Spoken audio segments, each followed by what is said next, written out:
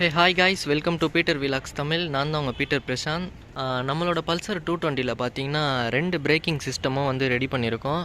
Front பிரேக்கும் back பிரேக்கும் வந்து ready பண்ணியிருக்கோம். அது என்னன்னு இந்த வீடியோவில் வந்து ஃபுல்லாக டீட்டெயில்டாக நம்ம பார்ப்போம். ஃபஸ்ட்டு நம்ம ஃப்ரண்ட்டில் இருக்கிற பிரேக்கிங் சிஸ்டம் பார்த்துருவோம். ரெகுலராக வந்து எல்லோரும் இந்த கேலிப்பரில் வர டிஸ்க் பேடு மாற்றி தான் வந்து அந்த வண்டி வந்து ஓட்டி நம்ம பிரேக்கிங் வந்து யூஸ் பண்ணுவோம். டிஸ்க் பேடு வந்து மாற்றுறது வந்து அது ரெகுலர் தான். இதுக்கு அடுத்து இன்னொன்று என்னன்னா, இதோட ரப்பர் கிட்டெல்லாம் வரும். அது என்னன்னு பார்த்தீங்கன்னா, இது வந்து எல்லாமே புதுசாக மாற்றிருக்கோம். இந்த கேலிப்பரோட ஹோல்டரில் வர ரப்பரு, அப்புறம் இன்சுலேட்டர் ரப்பருன்னுவாங்க, அப்புறம் ப்ளீடர் ஸ்க்ரூவில் வர இந்த ஒரு ரப்பரு, அப்புறம் இது வந்து 2 பிஸ்டன் இருக்கும். 2 பிஸ்டன் மூலமாக தான் பிரேக்கிங் வந்து வேலை செய்யும். அந்த 2 பிஸ்டனில் வர ஓரிங்குன்னுவாங்க. ஒரு பிஸ்டன்லேயே 2 ஓரிங். ஒரு பிஸ்டனுக்கு 2 ஓரிங்னா அப்போ 2 பிஸ்டனுக்கு 4 ஓரிங் வரும். பழைய ஓரிங்கு அப்புறம் இதோட ரப்பர் கிட்டு எல்லாமே வந்து நம்ம இதில் புதுசு மாற்றி இந்த ஃப்ரண்ட்டு பிரேக்கிங்கே வந்து ஃபுல்லாக ரெடி பண்ணியிருக்கோம். வீல் வந்து எப்போவுமே சுற்றும் போது, இப்போ வந்து வீல் வந்து இப்படி சுற்றும் போது நல்லா ஃப்ரீயாக சுற்றணும்.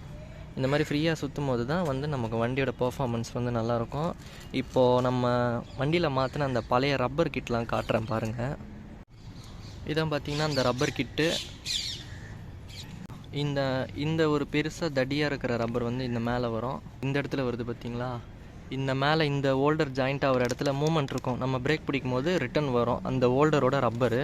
இந்த ரப்பர் வந்து சின்னதாக இருக்கும், ஆனால் இதில் பார்த்திங்கன்னா எவ்வளோ பெருசாக இருக்குது. அது யூஸ் பண்ணி அந்த ரப்பர் வந்து தேஞ்சு போய் பெருசாகிட்டுக்குது. அதுக்கப்புறம் இதில் நீட்டாக வருது பார்த்திங்களா? அதுதான் இதோடது, இந்த இன்சுலேட்டர் ரப்பருன்னுவாங்க. இது வந்து இந்த ஹோல்டருக்கான ரிட்டன் ரப்பர். இதுக்கு நடுவில் தான் நம்ம வந்து இந்த க்ரீஸெல்லாம் அப்ளை பண்ணி இந்த பிரேக்கிங் வந்து ரெடி பண்ணுவோம். இந்த 2 இருக்குது பார்த்திங்களா? இங்கே ஒன்று, இதுக்கு பின்னாடி ஒன்று இருக்குது பார்த்திங்களா? இது ஒரு பிஸ்டனோட காம்போ. அதாவது இது வந்து ரெண்டுமே தடி தான். இந்த ஒரு தடி 2 இருக்குது பார்த்திங்களா? இந்த தடியும் இந்த மெலிசும் வந்து ஒரு பிஸ்டனோடது. இந்த தடியாக இருக்கிறது, இந்த சின்னதாக இருக்கிறது, இது ஒரு பிஸ்டனோடது. இதெல்லாம் வீடியோ பண்ணி போடணும்னு நினச்சிருந்தா தனியால் வண்டி ரெடி பண்ணி வீடியோ எடுத்து போட முடியல. அதுக்கப்புறம் இந்த ப்ளீடர் ஸ்க்ரூவோட ரப்பர் பார்த்திங்கன்னா பழசு ஃபுல்லாமே தேஞ்சு போயிடுச்சு. அதனால் இதுவும் புதுசு போட்டிருக்கோம். டிஸ்க் பேடாக வந்து பஜாஜ்லேருந்து வாங்கி இந்த ஃபுல் கேலிப்பர் செட்டையும் ஃபுல்லாக சர்வீஸ் பண்ணிட்டோம். பக்காவாக க்ளீன் பண்ணி இந்த டிஸ்க் ஆயில் எல்லாமே இந்த பிரேக்கு ஹோஸ் எல்லாம் எடுத்துகிட்டு மேலே மாஸ்டர் சிலிண்டரில் டாட் 3 அண்ட் டாட் 4 இருக்கிற பிரேக் ஆயில் தான் வந்து லோட் பண்ணி ஃபுல்லாக வந்து நம்ம ஃப்ரண்ட்டு பிரேக்கிங் சிஸ்டமே ஃபுல்லாக ரெடி பண்ணியிருக்கோம்.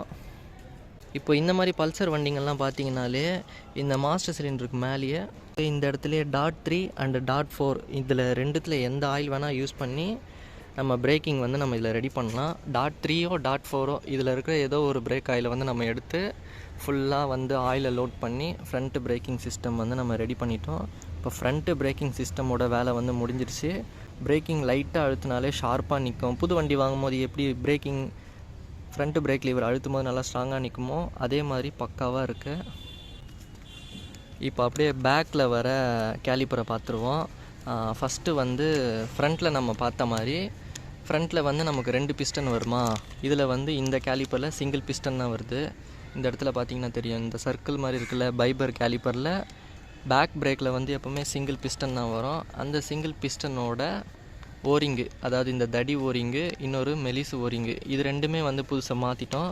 அதுக்கப்புறம் இந்த ஹோல்டரோட ரப்பர் இருக்குது. அதாவது இந்த கேலிப்பரை பிடிக்கிற இந்த சைடு வரும் ஹோல்டரு, ஃப்ரண்ட்டில் எப்படி வருமோ அதோட ஹோல்டர், அதோட ரப்பரு யூஸ் பண்ணி நல்லா தேஞ்சு போச்சு. அதுக்கப்புறம் இந்த ப்ளீடர் ஸ்க்ரூவோட கேப்பு, அதாவது இந்த ரப்பரு ப்ளீடர் ஸ்க்ரூ ரப்பர், இதுவும் மாற்றிட்டோம். இன்னொன்று இது வந்து 11 சைஸ் வரும் ப்ளீடர் ஸ்க்ரூ வந்து. அந்த ப்ளீடர் ஸ்க்ரூவே வந்து ஃபுல்லாக நெளிஞ்சிருச்சு. அந்த ப்ளீடர் ஸ்க்ரூவும் வந்து நம்ம மாற்றிட்டோம். அந்த ப்ளீடர் ஸ்க்ரூ வந்து இங்கே இருக்குது பக்கத்தில்.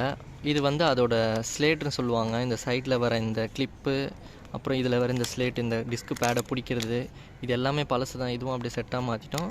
ப்ளீடர் ஸ்க்ரூவும் வந்து நெளிஞ்சிருச்சு. அதனால் புது ப்ளீடர் ஸ்க்ரூ போட்டு ப்ளீடர் ஸ்க்ரூவோட ரப்பர் கிட்டும் மாற்றிட்டோம்.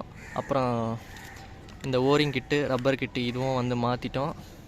அப்புறம் பேக்கில் வந்து ஏபிஎஸ் டிஸ்க் பேடு போட்டால் மட்டும்தான் பேக் டிஸ்க் பேடு பிடிக்கும். அதுக்கப்புறம் நடுவில் கொஞ்ச நாளாகவே வந்து நமக்கு பேக் பிரேக் வந்து அந்தளவுக்கு நமக்கு பிடிக்கல. எப்படின்னா ஃப்ரண்ட் பிரேக்கிங் அளவுக்கு பேக் பிரேக் வந்து அந்தளவுக்கு பவராக இல்லை.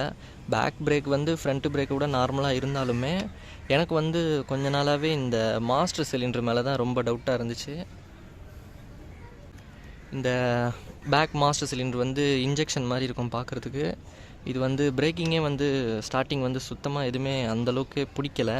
அதனால் வந்து நம்ம இதை கழட்டி பார்ப்போம்னு சொல்லிவிட்டு இதில் வர இந்த 22 போல்டும், அதுக்கப்புறம் இது கீழே வர 14 சைஸ் போல்டு, இதில் வர இந்த அலங்கி போல்டு எல்லாம் கழட்டினா இந்த சைடில் வர இந்த கார்டு இது வந்துடும்.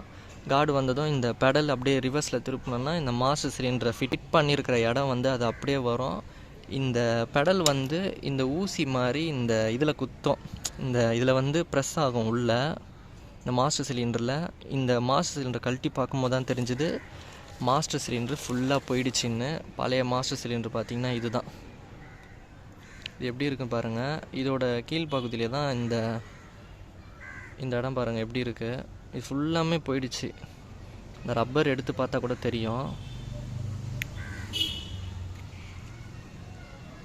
பார்த்திங்களா, ஃபுல்லாக துருப்பிடிச்சி. இது உள்ளே வர அந்த இது வந்து ரிட்டன் வரணும். இது வந்து ரிட்டனே வரல. அதனால் வந்து மாஸ்டர் சிலிண்டரே வந்து புதுசாக மாற்றிட்டோம்.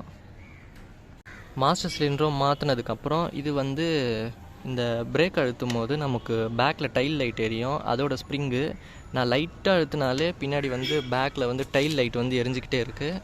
அதோட ஸ்ப்ரிங்கு வந்து இந்த ஸ்ப்ரிங்கையும் வந்து மாற்றிட்டேன். ஏன்னா நமக்கு வந்து லைட்டாக பிரேக்கிங் அழுத்தும் போதே டைல் லைட் எரிகிற மாதிரி இருந்தால் பேட்ரி போவோன்றதுக்காகவே இந்த ஸ்ப்ரிங்கை மாற்றிட்டா நம்ம எப்போல்லாம் நல்லா ஹார்டாக பிரேக் அழுத்தும் போதோ அப்போ வந்து நமக்கு இந்த ஸ்ப்ரிங்கு வந்து நல்லா இருந்துச்சுன்னா நமக்கு டைல் லைட்டு வந்து நம்ம அதிகமாக அழுத்தும் போது தான் நமக்கு வந்து இந்த லைட்டு வந்து எரியும். அதனாலே இந்த ஸ்ப்ரிங்கும் மாற்றியாச்சு. நெக்ஸ்ட்டு இந்த மாஸ்டர் சிலிண்டர் ரெடி பண்ணிகிட்டு இருக்கும்போது இந்த டிஸ்க் ஆயில் வந்து இறங்கும். இப்போ டிஸ்க் ஆயில் கேன் இருக்கும். அந்த கேன் வந்து சீட்டுக்கு அடியில் இருக்கும். அந்த கேனோட ஓஸ் வந்து இங்கே வரும். இந்த ஓஸ் இங்கே இருக்குது பார்த்திங்களா, இந்த ஓஸ் வந்து இங்கே இருக்கும். அதோட இந்த கிளிப்பை கழட்டும் போது இந்த ஓஸ் வந்து கட் ஆகிடுச்சு.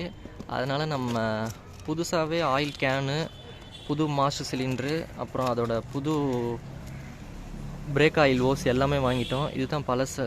அது வந்து எடுக்கும் போது கட் ஆகிடுச்சு. அதுக்கப்புறம் அதோட அந்த ஆயில் இது வந்து என்எஸோடது தான். ஆனால் நமக்கு வந்து இந்த கேன் தேவைப்படாது. நமக்கு வந்து அந்த ஓஸ் தான் தேவைப்பட்டது. அதனால் நமக்கு இப்போதைக்கு கிடச்ச அந்த என்எஸோட பிரேக் ஆயில் கேனே வந்து நம்ம எடுத்துட்டோம்.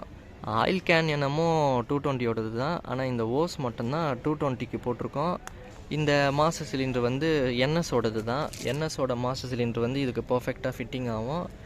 எல்லாமே மாற்றிட்டு பிரேக்கிங் வந்து பேக் பிரேக்கும் இப்போ நல்லா சூப்பராக பிடிக்குது. நடுவில் வந்து கொஞ்ச நாள் பிரேக்கிங்கே சரியாக பிடிக்காமல் இருந்தது. இப்போ வந்து பிரேக்கிங் நமக்கு பர்ஃபெக்டாக இருக்குது. இந்த பிரேக்கிங் சிஸ்டம்லாம் ரெடி பண்ணுறது ஒரு வீடியோவாக எடுத்து உங்களுக்கு டீட்டெயில்டாக காட்டணும்னு நினச்சிருந்தேன். தனியாக வண்டியை ரெடி பண்ணி தனியாக வீடியோ பண்ண முடியல. அதனால் வீடியோ என்னால் பண்ண முடியல. வண்டியை வந்து நான் ஒருத்த மட்டும் தனியாக ரெடி பண்ணிகிட்டு இருந்தேன். கூட இருந்து வீடியோ எடுக்க யாரும் இல்லாதனால வீடியோ என்னால் சரியாக மேக் பண்ண முடியல. அதனால் இப்போ நான் வண்டியெல்லாம் ரெடி பண்ணி முடித்ததுமே இது ஒரு சின்ன ஒரு ரிவ்யூ மாதிரி பண்ணி உங்களுக்கு போடலான்றதுக்காக தான் இந்த ஒரு வீடியோ. நெக்ஸ்ட் ஏதாவது நம்ம வண்டி ரெடி பண்ணுற சிச்சுவேஷன் வந்துச்சுன்னா இந்த பிரேக்கிங் சிஸ்டம் எப்படிலாம் ரெடி பண்ணணும் அப்படின்றத வச்சு இன்னொரு வீடியோ போகிறேன். மறக்காமல் நம்மளோட யூடியூப் சேனலை சப்ஸ்கிரைப் பண்ணிக்கோங்க. Tata, bye bye.